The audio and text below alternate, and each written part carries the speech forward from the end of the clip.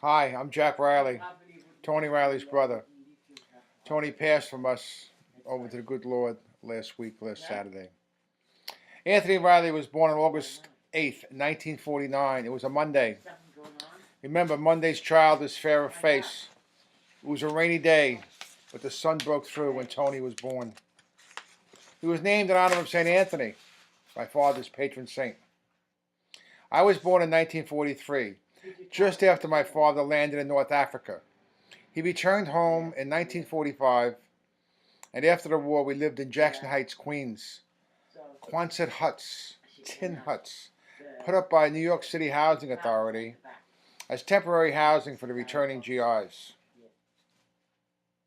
We lived there, and my sister Pat was born in 1948, and my brother Tony joined us in 1949. My memories of these days are vague, but a few things I do remember. I remember Tony in the baby carriage, and I was showing him what a hammer was, what it looked like, and I dropped it into the carriage. I'm a real handyman. I missed his head, but I guess this is where he got his love for working with his hands. We moved to New York City, or New City Housing, over in Queens and Flushing, Pomonok, 1953. Tony was 4 years old, I was 10, and he was ready to play in the wide open spaces of the project. He was a special kid then, and he developed his taste buds at an early age. Chicken noodle soup and bologna sandwiches. He lived on them. This was to carry on with his life much later on. Chicken noodle soup, bologna sandwiches, white bread. Ooh. The foursome of us was complete when Tim joined the family in 1955. The third son, the fourth and last of the Reilly children. We were all shaped early in life. They say that by 4 years old, we have formed our personality. This is true of Tony. Besides his taste buds, he had a wonderful sense of life. For example, when Christmas came, he ran out on Christmas morning to open our presents, and as we tore into the wrappings and exclaiming with glee, Tony sat there, putting his presents into a pile and slowly opening each not to ruin the paper. Then enjoying his gifts long after Pat and I were finished. He never lost that sense of timing, right to the end. Generous to a fault and creative in his gift giving, Tony surprised my dad one birthday by saving his money and shopping for a gift and wrapping it. When my dad opened this beautiful present he saw it was a handsaw, he was at a loss for words. The rest of us, we couldn't stop laughing for 2 days because my father had no clue what to do with a handsaw. He also had a serious side to his nature. My brother Tim was severely injured in 1957. He was 2 years old and was hit by a speeding car while we were on vacation upstate New York in the Catskills. He battled for his life, and then the recovery process was long and the whole family was involved. Tony took to the task at hand, spending hours, days, weeks, months with Tim, walking, talking, pushing the wheelchair. He always said, "He is my brother." Hang in there. Enough for the formative years. We moved to Long Island in 1961 after my father took ill.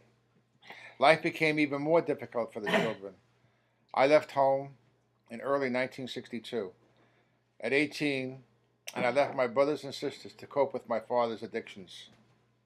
Tony was a brilliant student. Unfortunately, he enjoyed working and comradeship with his friends instead of studying. When my wife Helen met him for the first time, he was going to high school with one book. She asked him where were his books. He pointed to his head and with that knowing smile said, "Up here." He always worked hard and developed a profitable business harvesting clams from the Great South Bay. He was an independent businessman supporting himself by the time he was 18 years old. His life was taking shape, and the escalating war in Vietnam was going on. They wanted Tony. He was drafted. He reported for basic training. He was shipped to Fort Stewart, Georgia. And during the physical, they discovered something wrong. He needed an operation to have it repaired, but he was given a choice. Stay in the Army, get the operation, go to Vietnam, or go home. He went home, and within a month, he was honorably discharged. He then subsequently got married, had 3 children, Rebecca, Joseph, and John. And at that point, came back from the Army, and I relocated into East Patchogue, New York, and our family spent many a happy time together. He always had a beautiful dog, mostly yellow labs, water dogs. All had a unique personality like their owner. One in particular comes to mind. He would lay on the living room floor, taking up space. The kids would be playing, we'd be watching television. Tony would tell the dog to go outside. The dog would get up, go out to the backyard. He wasn't happy about it. He'd dig a big hole and he'd bury a rock. That house on River Avenue had the most unique rock garden of any house I've ever seen. My daughter Pam met Tony when she came home from Germany, and they became very good friends, fast friends. She learned how to play many games from Tony, but soon realized that Uncle Tony never lost. He changed the rules as he went along. Well, the boy got upset by accident. Tony worked hard, but the clemming business was going bad, and the ability to support his family was becoming difficult. He moved to Montauk, attempting to make it in the fishing business. He also took his addictions with him, and this led to a life estranged from his family. Years passed. Tony fought his demons, had his ups and downs, and when he hit bottom, the prayers offered up daily for him for many years helped him come back to life. This journey back led to Florida. Living with his oldest child, Rebecca, Tony extended his love to John, Joseph, Rebecca. He became part of a family again. As the grandchildren were born, Tony found his purpose, caring for them as they grew, loving them, and teaching them the rules of the yellow taxi game. But last but not least, he installed in them a love of wrestling. And well, we know the rest. Worked for the state, active in the program, met Laura Dunn, married, a new life ahead. Not long after the marriage, Tony and Laura learned of his illness. Tony was not always the easiest person to be with, as his health dominated his illness dominated his whole being. At times he would try the patience of a saint. Laura was always at his side, giving love, and knowing this love extended Tony's stay with us. We will all share the stories of Tony, how he loved life, wanted to go to heaven, but on his terms, quietly, with his family, giving the example to all, and letting others be Jesus to him in his time of need.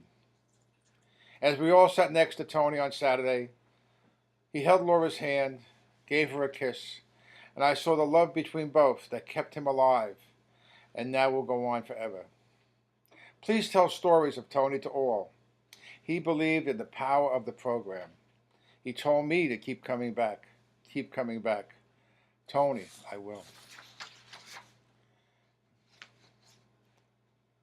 God saw you getting tired, and a cure was not to be. So he put his hands around you and whispered, "Come to me." With tearful eyes we watched you and saw you pass away. Although we loved you dearly, we could not make you stay. A golden heart stopped beating, hard-working hands at rest. God broke our hearts to prove to us He only takes the best. Love you, brother.